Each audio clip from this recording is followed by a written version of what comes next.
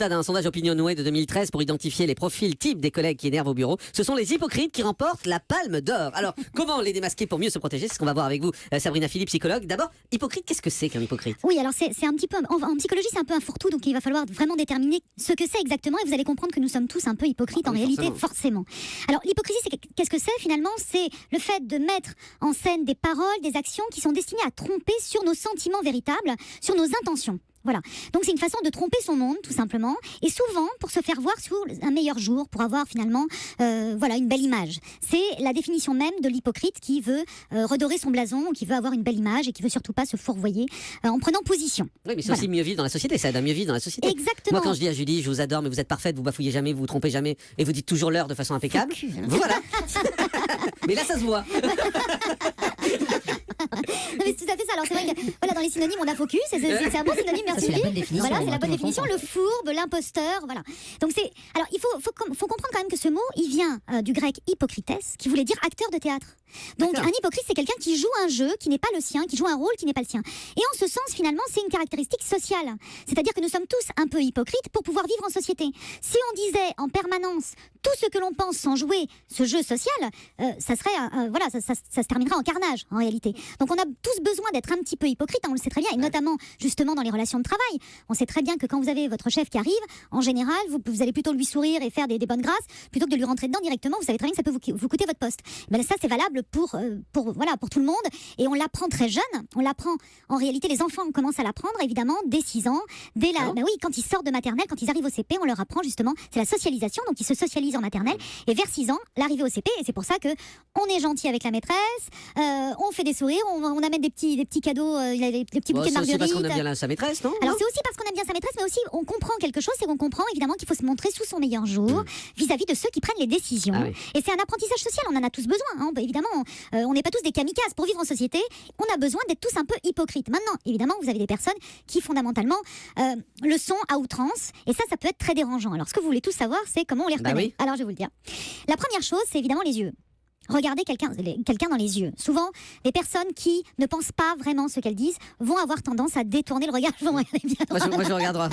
Je vais vous dire ce que j'ai pensé de votre chronique après, vas-y. Je veux dire. Donc, les yeux, évidemment, on le dit, hein, les yeux, c'est le miroir de l'âme, mais c'est vrai, et c'est toujours une façon de fuir, hein, finalement, quand vous regardez à droite, en haut, à gauche, voilà, parce que vous n'êtes pas vraiment investi de ce que vous êtes en train de dire. Deuxième chose, c'est le sourire. Alors, il y a un chercheur espagnol qui a fait des études sur le sourire et qui a montré en réalité que le sourire social ne concerne que le bas du visage. Quand vous souriez, essayez. Hein. Le sourire social, c'est celui-là, voilà. C'est le bas. Voilà, c'est le bas. Quand même de sourire que du bas. Bah oui, quand vous souriez que du bas, vous. C'est peut-être qu'on n'est pas hypocrite en fait, c'est peut-être ça. Hein. Vous souriez du bas. Non, vous avez le bas qui sourit. Voilà, j'ai le bas qui sourit. Et ça, c'est le rire hypocrite. C'est ça. Vous allez voir pourquoi non, parce que il a démontré, il a fait vraiment pas mal d'études dessus. Il a démontré qu'en fait, le vrai sourire, on ferme les yeux en même temps. C'est-à-dire qu'on plisse les yeux.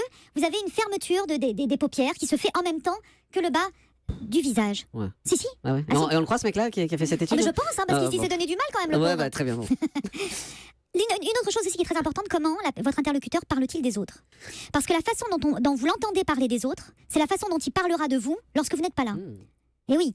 Ça, c'est bien ça. Oui. La façon dont il parle des autres, la façon dont il parlera de vous quand vous n'êtes pas là. Exactement. Ça, je retiens. Exactement. Parce que justement, s'il a tendance à... alors, en plus de ça, l'hypocrite fait souvent des sous-entendus. Il va rarement directement dans l'attaque. Il fait des sous-entendus pour faire comprendre que d'un tel ne fait pas vraiment son travail et puis que l'autre n'est pas... Mais ça va être toujours par sous-entendu parce qu'on ne pourra pas lui reprocher de l'avoir clairement dit. Évidemment, parce qu'il est fourbe. Donc, il va le faire par sous-entendu, mais ne vous y fiez pas et surtout ne rentrez pas dans son jeu parce qu'il va essayer, vous, par contre, de vous faire dire des choses directement dont il va pouvoir se servir contre vous. C'est un salaud, quoi. Un petit peu quand même, hein, on peut le dire, on peut le dire. Donc, il faut savoir aussi que l'hypocrite, en général, ne vous contredit pas, parce que lui, il ne veut pas prendre position pour vous contredire. Il va tout souvent aller dans votre sens. Son but n'étant pas, évidemment, d'aller vous contrecarrer, parce que là, il faut être franc pour contrecarrer quelqu'un. C'est une position d'ami aussi, parfois, de dire, mais là, tu te trompes, là, tu as tort, là, tu devrais faire autrement, remets-toi en question. Ça, c'est une position très amicale et franche que n'a pas l'hypocrite. Voilà. Et puis souvent, il en fait des tonnes, on le reconnaît aussi comme ça. Vous êtes toujours merveilleux, vous êtes fantastique, comme vous disiez à Julie tout à l'heure. Vous êtes merveilleux, vous êtes Mais fantastique. je pense, hein, vraiment.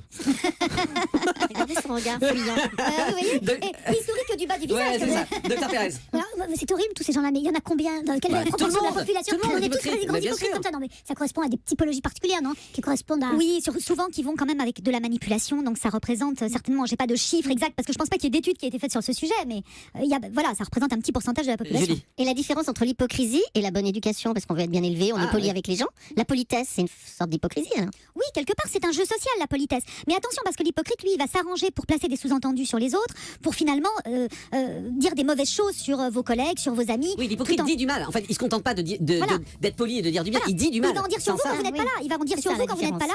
Et il va dire j'ai déjeuné avec un tel. Oh, tu sais, il est comme ça. Voilà. Donc c'est Ouais. la façon de le dire. Et dernière chose, surtout, faites-vous confiance. Si vous n'avez pas une tendance à la paranoïa, en général, quand vous sentez au fond de vous que quelqu'un n'est pas sincère, et souvent on ne veut pas s'écouter. On se dit je sens un truc, mais non, quand même, il est gentil, elle est sympa. C'est lorsque vous sentez que la personne en face de vous n'est pas sincère, c'est qu'en fait vous avez tous vos capteurs, vos petites antennes qui savent capter ça. Et il faut leur faire confiance. Vous voyez, Julie.